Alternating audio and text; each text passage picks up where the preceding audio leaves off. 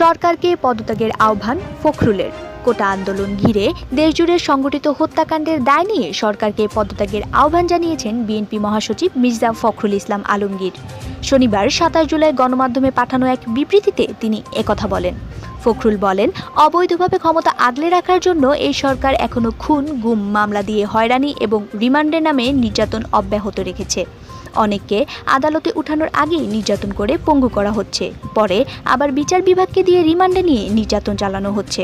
তিনি বলেন, নুরুল হক নুরুকে রিমান্ড শেষে আদালতে নিয়ে আসার সময় গণমাধ্যমে যে চিত্র এসেছে তা যে কোনো মানুষকে আলোড়িত করবে।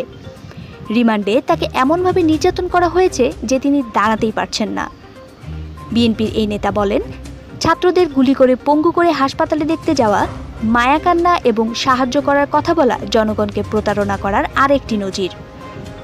তাই এই সরকারকে বলবো, সব হত্যাকাণ্ডের দায় নিয়ে অবিলম্বে পদত্যাগ করুন। ফখরুল বলেন, ঢাকা সাংবাদিক ইউনিয়নের সাংগঠনিক সম্পাদক ও দ্য মিরর এশিয়ার ঢাকা প্রতিনিধি সাঈদ খানকে গ্রেফতার ও রিমান্ডে নেওয়ার নিন্দা জানান। সাঈদ সাংবাদিক হত্যা ও নির্যাতনের বিরুদ্ধে সোচ্চার থাকায় সরকার ক্ষুব্ধ হয়ে পুলিশ লেলিয়ে তাকে বাদশা থেকে তুলে নিয়ে যায় এবং রাতভর তার উপর অমানসিক নির্যাতন চালানো হয়।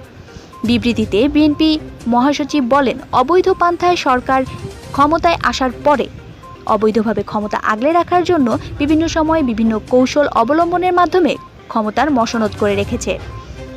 তার মধ্যে তত্ত্বাবধায়ক সরকার বাতিল, সেনাবাহিনীর ৫৭ জন চৌকস অফিসারকে হত্যার ঘটনা সাজানোর রায় দিয়ে খালেদা জিয়া সহ বিরোধী দল ও মতের নেতাকর্মীদের মিথ্যা মামলায় সাজা প্রদান, ৫০ লাখ নেতাকর্মীদের নামে বানোয়াট ও রাজনৈতিক উদ্দেশ্য প্রণোদিত মামলা দিয়ে হয়রানি এবং খুন, গুম ও রিমান্ডের নামে নির্যাতন অব্যাহত রাখা হয়েছে।